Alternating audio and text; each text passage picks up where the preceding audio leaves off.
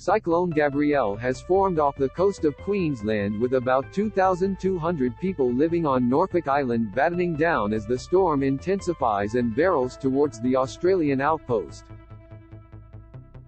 The Category 1 storm was about 730 kilometers northwest of Mackay, generating sustained winds of more than 95 kilometers per hour on Wednesday afternoon. Cyclone set to form off Queensland coast. Greater than meteorologists expect Gabrielle to intensify into a severe, Category 3 cyclone packing winds of between 165 to 224 kilometers per hour on Thursday.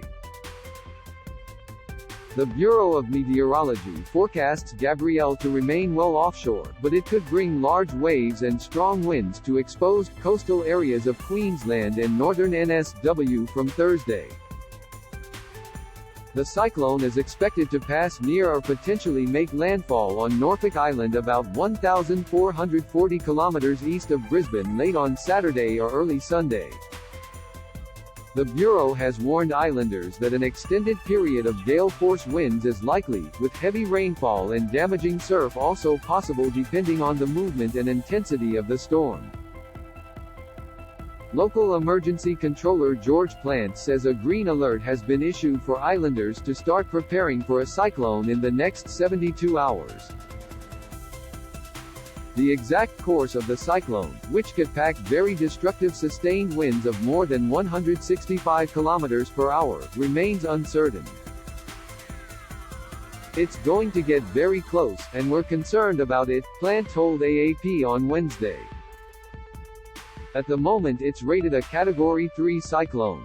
Normally, the damaging winds are very localized, but if that happens to go over the island it will be a problem for us for sure.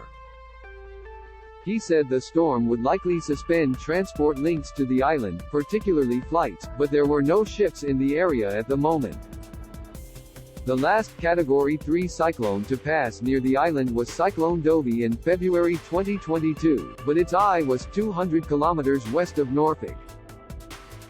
So we only got gale-force winds here, but it's the same game that we play, Plant said. I mean, we're only a very small island in a very big ocean, and it's generally the eyes of the cyclones that we look at. They're going to pass either to the east or the west of us, and as long as they're far enough away it's not a problem, but if they come straight up at the top of us they are. Another tropical low near the Cocos Islands, northwest of Wa, has a low chance of forming into a cyclone and continues to be monitored. Should the weather system form into tropical cyclone, the next name on the list is Herman.